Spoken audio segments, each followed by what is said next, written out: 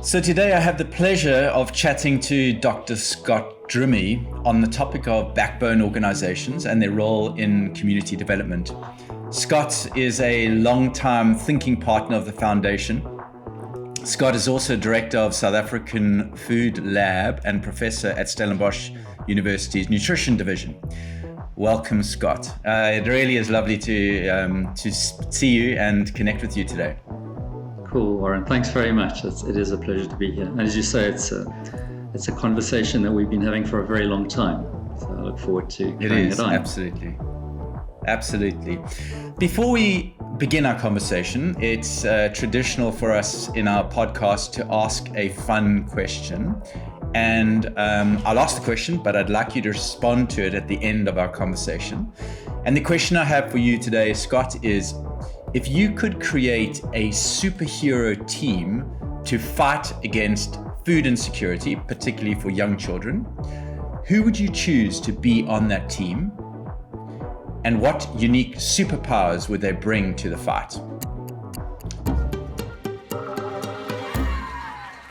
So the first question really, Scott, today is, could you start by sharing a bit about your background and the incredible work that you do at around food systems?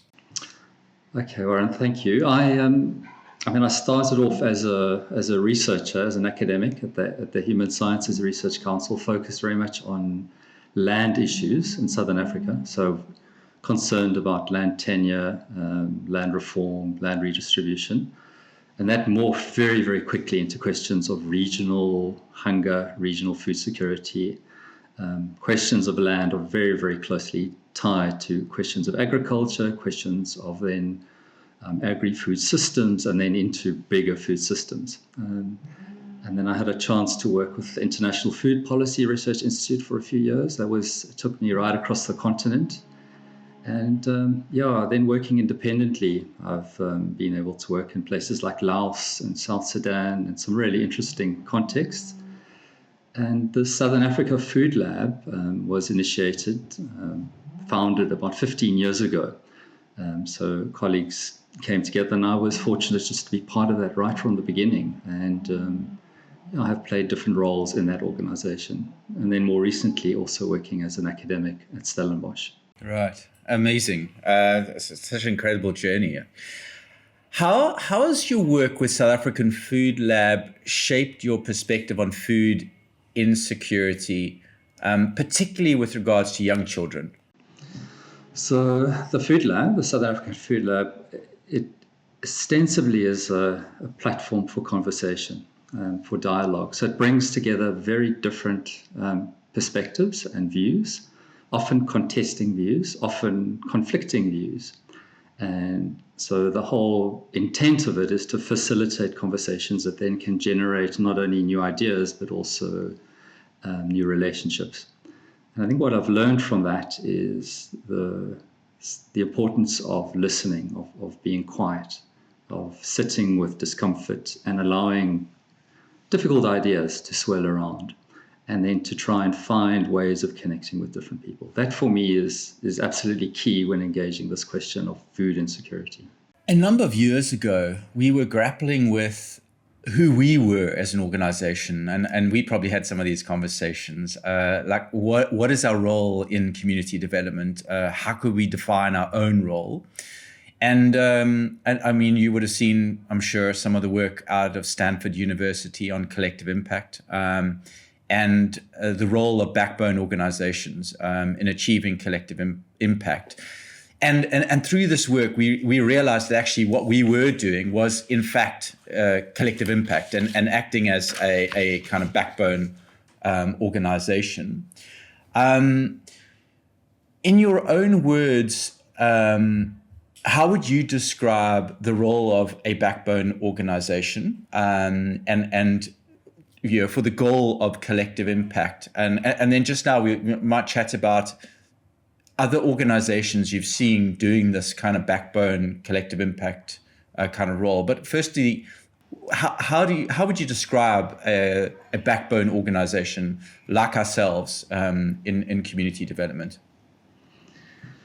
Yeah, so certainly aware of that literature, but it was in fact a a post by yourself that led me to look at and think about it a bit more, just in terms of what a backbone organization is.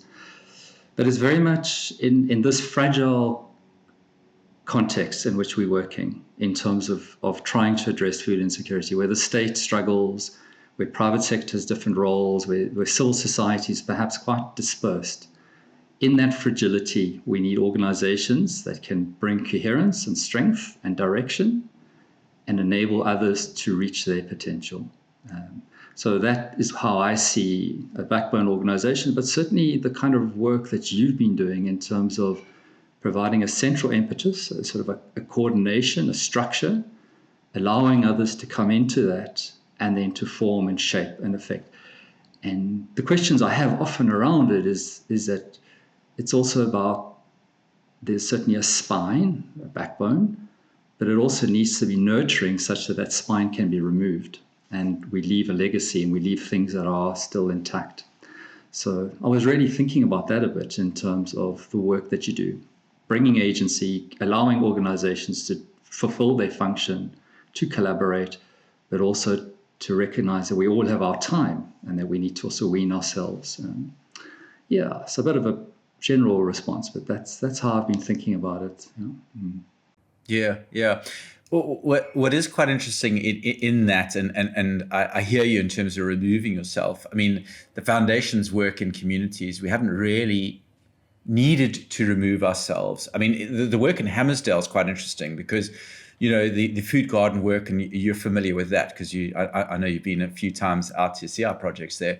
What is interesting is we didn't remove ourselves so much as we had set up kind of structures and systems and started to work on different things. Hammersdale is probably the only community where we no longer really are directly doing community garden work, although we are working with organizations that are doing that. But I mean, so where I'm going with this is that backbone role, we haven't really, in the big community work that we've been doing, we haven't really had to remove ourselves out of that. I think for us, I think that's going to be the biggest challenge is when you do that, those systems continue to operate, right? I mean, that's the ultimate goal, absolutely. I think, again, a unique thing about Do More is that we work in and around the businesses related to RCL Foods as our founder, and those businesses will continue into the foreseeable future, and therefore there hasn't really been a need to remove ourselves, which makes us quite different from, I guess, other backbone organizations that just go into communities and then exit. It's an interesting thing to think about. I was very, very struck by your work in Worcester. So I know Hammersdale well, and I've seen a lot of that initiative, especially around the circular economy. But in Worcester, the Young Child Forum and the Early Childhood Development Forum that I think Do More got behind. So what you've enabled there is a strong collective of local organizations to deepen knowledge and then to engage the state. And I think that is extraordinary. So you play the role of a backbone organizations to add impetus to it. But in fact, if you weren't there, the legacy is intact. You've built something, you've enabled something. And I've been very struck by that work in Breda Valley. I mean, you mentioned the Young Child Forum. So, I mean, most communities have ECD forums.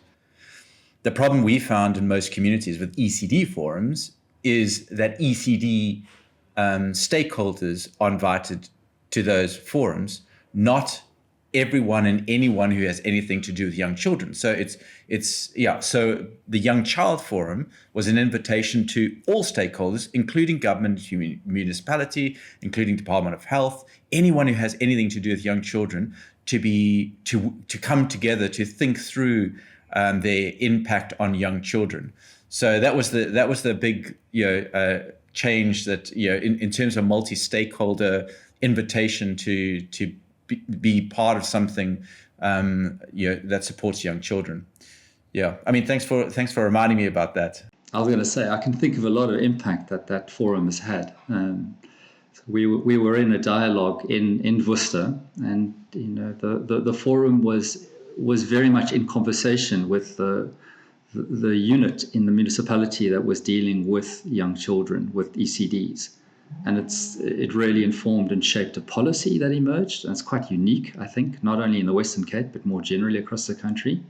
But it was because there was a voice and it was able to bring in those different perspectives. So, yeah, I was that for me is exciting, is where things are shaped at a local or district level in ways that you've really got different voices coming together. Yeah. My next question was going to be around what do you see as some of the key benefits, but also challenges you've observed in these multi-stakeholder initiatives? Because this is really what this is what we're creating, but at a very local level. And I mentioned just before this call, our exciting news that we actually have an MOU with National Department of Government because of this work at local level, where they see this as the missing part of their, like the ECD 2030 strategy. So really, my question is around what are some of the key benefits, but also challenges you've observed when working with multi-stakeholder initiatives? It's a fantastic question, because we just assume that by enabling collaboration, by enabling these platforms and bringing people together, that we can find solutions. But very, very quickly it reveals the fault lines of who we are as a society.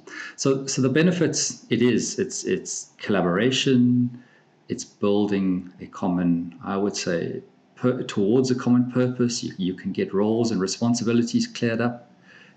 You can bring different types of resources and strengths together. All of those things that are of something that is good and strong and building towards something. But the challenge is that there's a massive power differential amongst different actors and stakeholders right from the outset, wherever you are, if it's at a local level or if it's at national level. And it depends obviously on the question. So it's how you balance and you engage those different sources and kinds of power in ways that are truly generative. And that's so important because of where we come from as a country, where there really is such inequality in terms of, I'm not even going to go into economics, but in terms of where people are included in decision-making and power and agency and shaping things. Obviously, that's got a lot to do with economics, but it's also got a lot to do with voice, the ability to stand in situations, to push situations. And so that, for me, is such a challenge. And part of the answer to that is, are we also listening organizations in order to be that backbone? Are we listening enough? And are we uncomfortable enough to be able to, perhaps witness and engage with things that are not always easy to engage?